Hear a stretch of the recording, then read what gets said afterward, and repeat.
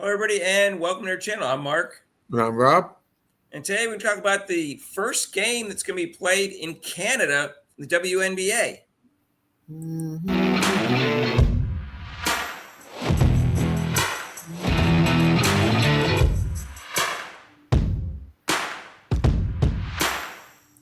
So, hey, if you haven't subscribed to our channel yet, please do so. Hit the notification bell when you do so you get notified of our next video.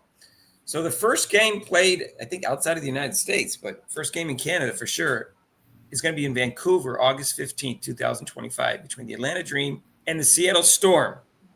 I would not say glamorous teams that are not going to get you high television ratings.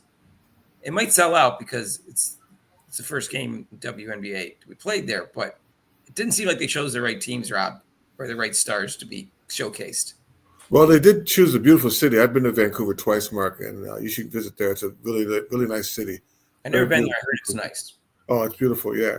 But like you said, to put those two WNBA teams there, it's not going to be really a bigger draw because we're the stars, and I don't understand the point behind doing that without putting in even like at least like maybe Las Vegas or New York would have been better or whatever. I don't know.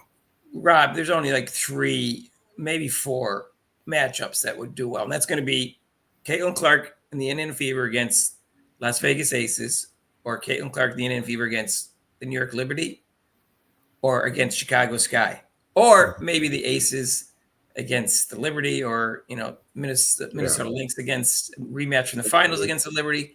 But maybe those 5 are the only ones. But they're really only 3 that are really do really well. The ones with Caitlin Clark in them, and they know that, and they chose not to put her in the game. Of all the teams to pick, you picked the Atlanta Dream. Well, you know what? I'm surprised you didn't pick the Washington Mystics because they have such a good owner and a good team. I'm surprised you didn't. Well, Atlanta Dream has the same as Renee Montgomery. She's the one that said, you're not like us, or you're not part of us. I don't know if she had any pull in it, the owner, or whether or not Nanike Agumake made sure that she was her team was one of the ones that played in Canada because she's the head of the president of the Players Association. I don't know, but they didn't choose the right teams. One podcaster thinks that the WNBA did this on purpose so that when it sells out, if it does, they'll say, see, we didn't need Caitlin Clark. It's sold out without her. Now, I don't agree with that theory. I'll tell you why. It's because, number one, it might not sell out. Number two, it doesn't look like I had another reason for it, and I lost the thought. I had the thought right before we started.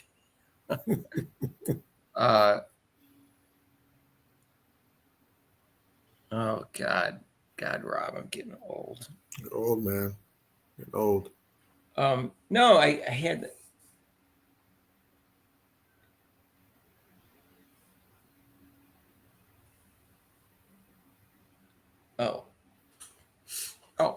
Number 2, Rob, what if they televise it and it gets poor ratings? Mm-hmm. So it will really backfire. It might not even, it might not sell out. Now, Vancouver has 600,000 people in the city, 2.6 million, including the surrounding area. So that's a lot of people. It might sell out, but it might not. It's the WNBA. People don't even know anything about the WNBA. I think even the expansion team, Golden State, would probably be even a better choice than Atlanta. They're closer, yeah. They're closer on the West Coast, and expansion team, and that would be a better draw. But to have a team come all the way from, the East Coast. If you're going to pick an East Coast team, at least pick like the Liberty. I don't know. They're going to have a team in Canada, but not this year. It's going to be the following year in 2026. The name of the team is called the Toronto Tempo. They start in 2026. So they're just trying to get Canada used to the WNBA. Maybe they're looking at Vancouver as a possible, team in the future. I have no idea. All I know is they're going to have this game in August, and they could add a great matchup. Say like the MVP award was neck and neck between Caitlin Clark and A'ja Wilson. Think about the ratings that they could get and the draw they could get if the Aces were playing the Indiana Fever on August 15th. If their point was to try to bring in the Canadian fans and give them an opening how the WNBA is going to be, this is not the right way to do it. These aren't the right teams. No, it just seems like it wasn't well thought out. What? The WNBA not thinking out something, Mark? No, You just I don't think can't so. Mike. Are you being critical? Are you criticizing the WNBA? Oh yeah, I'm not. Nanike said I can't do that. I forgot. Okay, I'm not that's supposed right. to be critical. That's right. It doesn't indicate whether it's going to be televised or not. I am curious to see what network gets this game, assuming it's televised, which seems to make sense, and then how high the ratings will be if they do get it. So I'm not sure people are going to really tune in for this. Who cares that it's in Canada? Doesn't change the game any. Who cares about those? And another thing, who cares about those two teams? Name if you could name a star on the Atlanta Dream, then I couldn't before this year, but I can now. Yeah, I did before. Yeah, so it's like who? They do have 3 stars, but one's 36 years old. Probably, I guess Tina Charles gonna be at 37 probably next year. Ryan Howard and Alicia Gray. Neither one was on the Olympic team, but they both made the All-Star team last year. Right. Seattle has Nanike Agumake, who probably should have been on the Olympic team, and they also have Joel Lloyd, who was on the Olympic team. So they do have some stars, but those aren't the biggest stars. Those aren't the biggest draws in the WNBA. We all know who they are. It's Caitlin Clark, Angel Reese, Caitlin Clark, Asia Wilson, and Brianna Stewart, and maybe Nafisa Collier. Caitlin Clark too.